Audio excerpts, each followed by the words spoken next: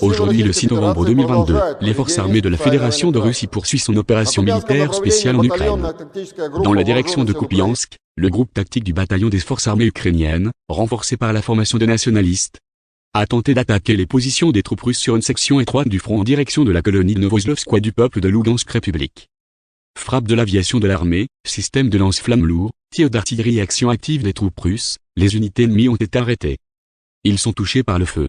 De plus, l'ennemi, utilisant les forces d'un groupe tactique de compagnie, a tenté d'attaquer les positions russes dans la zone de la colonie de Kotlyarovka, dans la région de Kharkiv.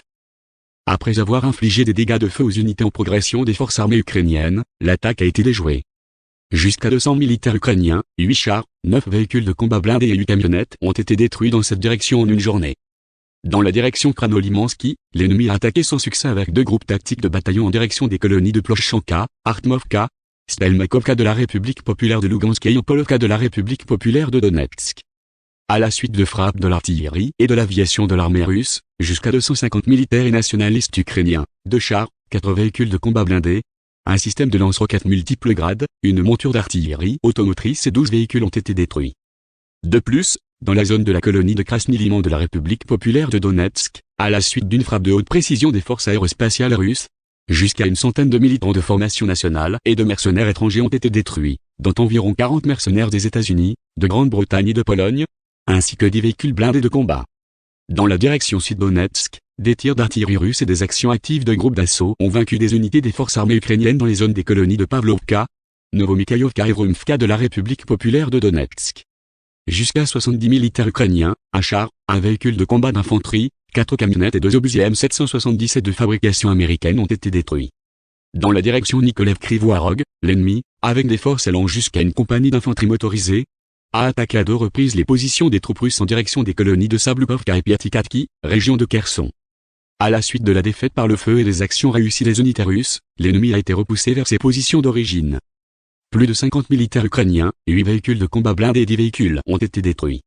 En outre, l'utilisation de munitions flottantes a détruit 2 supports d'artillerie automoteur des forces armées ukrainiennes près de la colonie de Novopetrivka, dans la région de Kherson.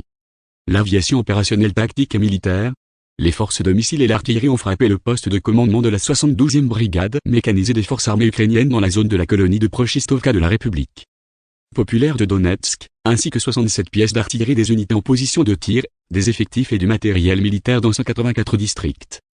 Un dépôt de munitions de la 65e brigade mécanisée des forces armées ukrainiennes a été détruit près de la ville de Zaporozhye. Outre, 120 roquettes du système de lancement multiple américain HIMARS, 250 roquettes du système de lancement multiple Smerch et 2 véhicules de chargement de transport ont été détruits dans la zone de la colonie de Krasnoarmeysk ou de la République populaire de Donetsk. Des avions de chasse des forces aérospatiales russes ont abattu un véhicule aérien sans pilote ukrainien au-dessus de l'île de Tsarilgak dans la région de Kherson.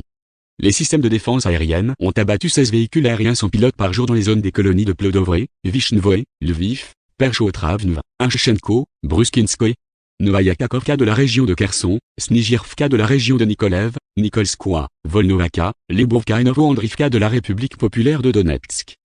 8 roquettes interceptées en vol. Dans 6 obus du système américain de roquettes à lancement multiple, HIMARS dans les zones des colonies d'Antonovka dans la région de Kherson et de la ville de Donetsk, 2 roquettes Alder dans la zone de la colonie d'Antonovka dans la région de Kherson, ainsi qu'un missile anti-radar américain ARM dans la zone de la colonie de Yukakovka, région de Kherson. En outre, un missile balistique ukrainien Toshka-U a été abattu près du village de Kuzmovka dans la République populaire de Lugansk. Au total, depuis le début de l'opération militaire spéciale, 331 avions, 169 hélicoptères, 2452 véhicules aériens sans pilote, 386 systèmes de missiles antiaériens, 6398 chars et autres véhicules blindés de combat, 883 véhicules de combat de système lance-roquettes multiples, 3561 canons et mortiers d'artillerie, la centrale nucléaire est normale.